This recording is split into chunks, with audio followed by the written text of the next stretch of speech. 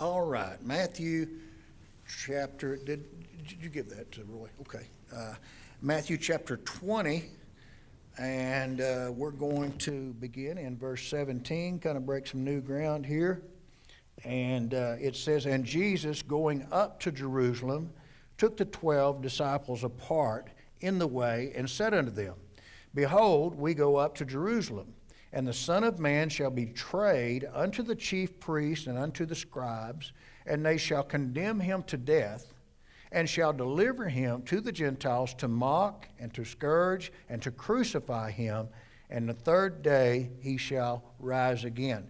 Now this is the third and last prediction Jesus gives his disciples of his impending suffering, death, and resurrection. Nothing parabolical or metaphorical or anything about this. Much of what Jesus says is parabolical, but this is literal. He's saying this is what's going to happen in very simple, clear, explicit terms. He's telling them the near future, what's going to transpire. And he wanted his disciples to understand these things and to be prepared for what was really inevitable and what was necessary. And he wanted them to go into Jerusalem anticipating things are going to go bad.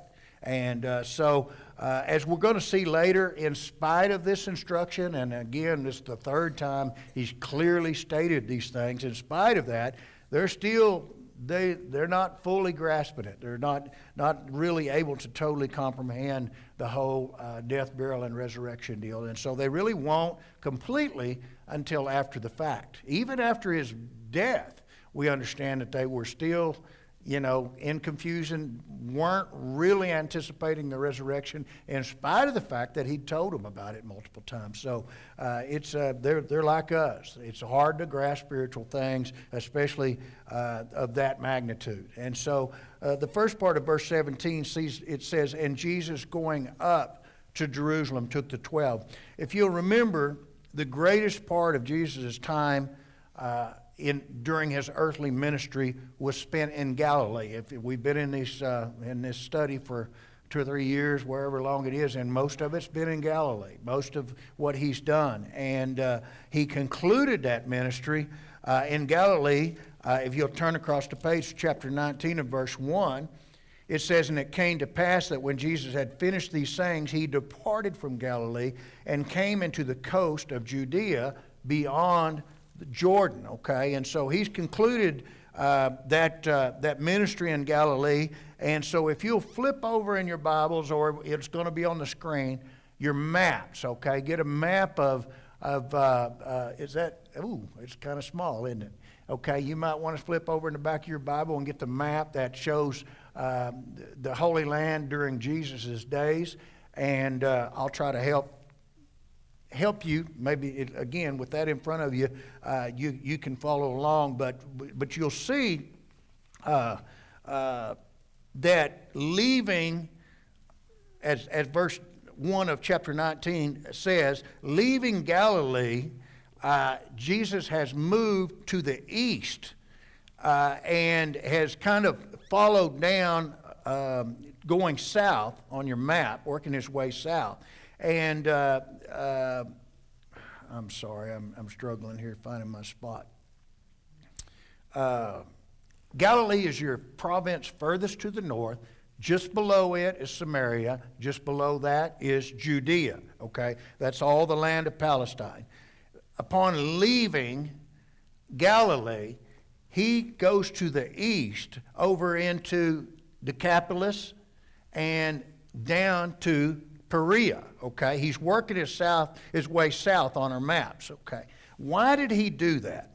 Based upon verse 1 here in our text, chapter 17, verse 1, he's making his way to Jerusalem, which is down in Judea.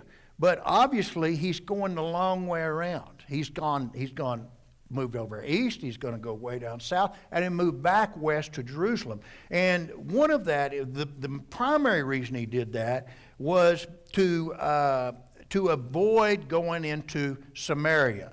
Now, it wasn't so much that Jesus had a problem with the Samaritans, but it was the practice of the Jews, especially highly religious Jews, to avoid going through Samaria, because Samaritans were a people who were shunned by the Jews due to the fact that they were a culture of Jewish/Gentile mix, okay, where the Jews had begun to intermarry with the Gentiles. And so in the eyes of the Jews, the purebred Jews, they weren't worthy of even having them walk through their country. And so they would go miles and miles out of the way to avoid going through Samaria. So Jesus has simply, in this case, he's taken the customary route for a Jew from Galilee down to Judea, an easterly route, which took him all the way down, if you will, to where you see the Dead Sea. From there, you see the Dead Sea just above it. He's going to cross over, going west or left on our maps, on his way to Jerusalem. Now, when you read verse 17, it says, and Jesus going up to Jerusalem took his disciples. When you first read that, you think it's saying that he has arrived at Jerusalem. But no, it's meaning that he's making his way to Jerusalem, which is made clear by the next verse where it says, behold, we go up to Jerusalem. He says that specifically, okay? He's going over to Jerusalem. He's making his way over there. But it says in, look across the page to verse 29, and as they departed from Jericho, a great multitude followed him. And so he has already crossed over the Jordan, going west towards Jerusalem. And that's where he would be right now in this text that we're reading. He would be in Jericho. And so all of this, when I first began to read this, didn't make sense to me. For one thing, it says that he's going up to Jerusalem. Okay? Well, when you look at your maps, it's always when you go north, you're going up. And when you're going south, you're going down. That's the terminology, okay? And so I was trying to figure that out, why it was saying that. Well, thankfully, there's guys that are way smarter than me that I like to read and study and help me with this, and they give a simple explanation. On the map, you're looking at the northern tip of the Dead Sea. You see Jericho. That's where Jesus, we already looked at verse 29, that's where he is when these words are being spoken. And so you see just to your left and a little further down south is Jerusalem. Jerusalem is still south of the location that Jesus is at right now, but yet he says they go up to Jerusalem. In typical language, you would say he's going down to Jerusalem. Well, I learned, and you probably already know, y'all are smarter than me too, that he's speaking in terms of elevation. Okay? And this is what's really, stuff like this is just great for, I enjoy studying, okay? The Dead Sea, you may or may not know, is the lowest point on earth in elevation. The Dead Sea is the lowest. It's over 1,000 feet below sea level, and that's where it got its name from, Dead Sea, because it's dead. It's dead in the sense that water flows into it, especially from the Jordan, but from watershed and everything else flows into it, but no water is ever dispersed. It sits there dead, stagnant, evaporates, and as it evaporates, all the mineral content of that water that evaporated deposits continually thousands of years, millennial, I guess, into that body of water. And so that mineral content builds up and builds up and builds up and is still building up as we speak, and it has made it dead. No living creature, no sea creature, fish, or anything else can survive in that dense water as it is, okay? And so think about that. 1,000 feet below sea level, okay? He's going to Jerusalem, which is 14 miles to the southwest, and Jerusalem is 2,500 feet above sea level, okay?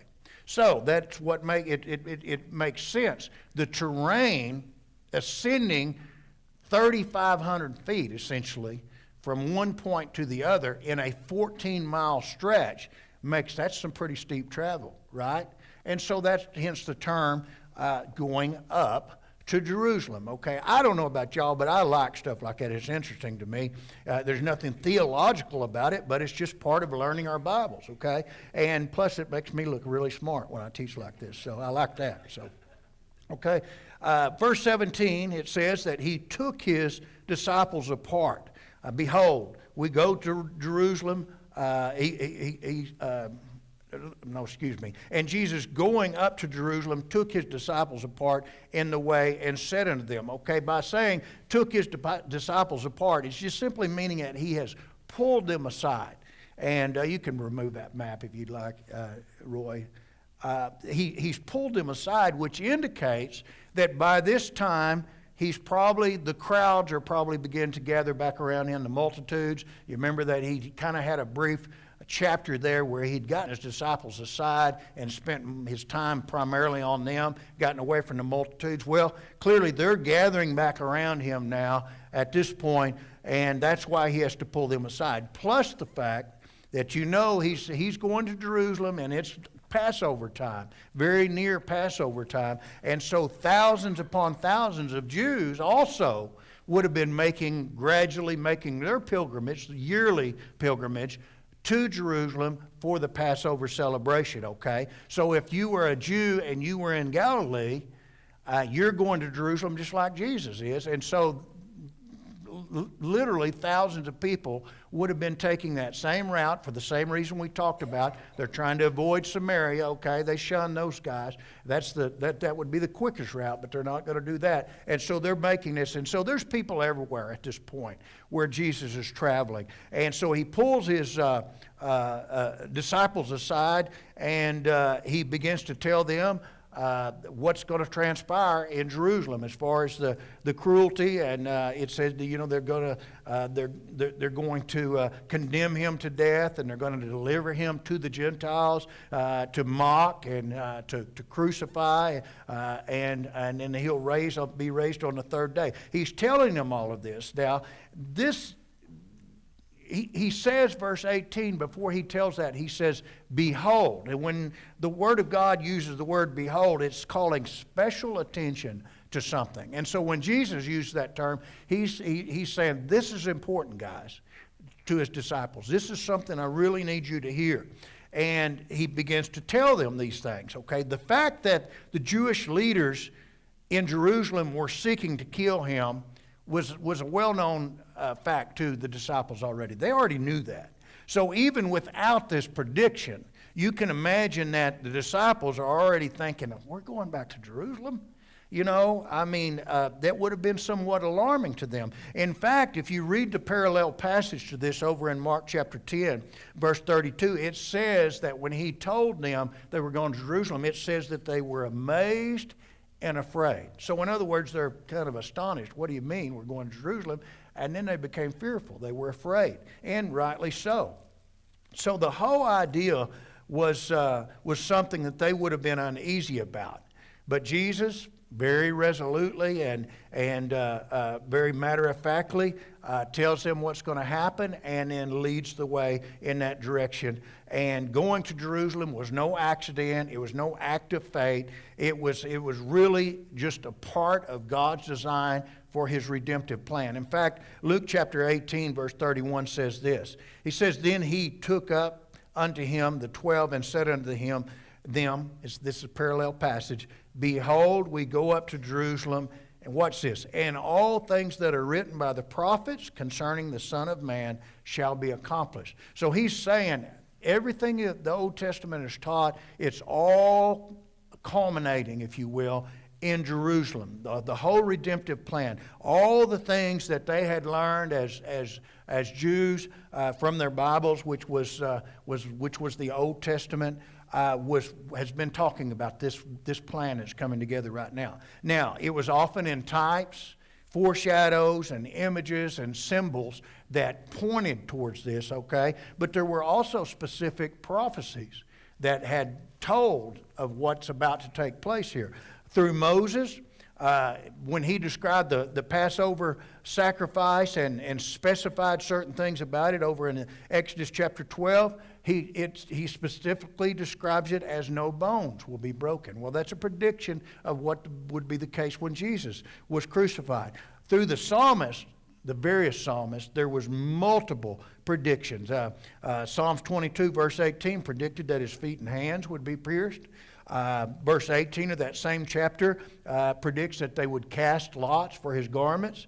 Psalm 69 verse 21 predicted that he would be given vinegar to drink. Psalms 22 verse 1 that he would cry out in pain. Psalm 16 verse 10 that he would rise from the dead. Psalms 110 verse 1 that he would ascend to heaven. And so on the Psalms go. Then you get over into Zechariah. Zechariah predicted that he would ride into Jerusalem on a colt. He did that. That he would be betrayed for 30 pieces of silver. We know that's going to happen. That he would be deserted by his friends. That's going to happen. Zechariah also predicted that Messiah's body would be pierced. Also, that happened. And so on and on and on, the Old Testament has made these predictions, besides all the types and foreshadows and symbols that point towards this. So everything in the Old Testament demanded that there be and pointed to the fact that there would be a sacrificial Messiah. Now, it was misunderstood. It was misinterpreted by the Jews. They had the idea, we've talked about this many times, that they were going to get a conquering hero in their Messiah, that he would come and he would relieve them of all bondage and defeat their enemies and lead them to a life of peace. And that's what they got. That's exactly what they got through Jesus, but not in the sense that they anticipated. They were thinking about the Messiah doing all of that in the physical realm, in a physical sense. And he did all that, but he did it in a spiritual form. And he did conquer. But what he conquered was Satan and sin and death. And he did relieve them, or he did make it possible to be relieved of bondage, but it's the bondage of sin. He would defeat the enemies, but the enemies were not the Roman soldiers around them. The enemies were their own sin and Satan, okay? And he would provide peace. Yes, absolutely. But it wouldn't be peace here on earth. It'd be an internal peace when you accept him, and an eternal peace that would last all through life and eternity, okay? And so all that's going to happen in Jerusalem was all a part of the plan. From start to finish, a plan that goes back all the way to creation. God knew this was going to happen, and what Jesus is sharing with his disciples is the fact that, hey guys, all of history is culminating into this one event that's about to take place as we make our way to Jerusalem. So he's telling them about it. I don't think they're getting it still, but I probably wouldn't either, okay? And so they'll come to grips with it eventually. So next time we're together, we'll look at this further, okay? Appreciate you guys very, very much.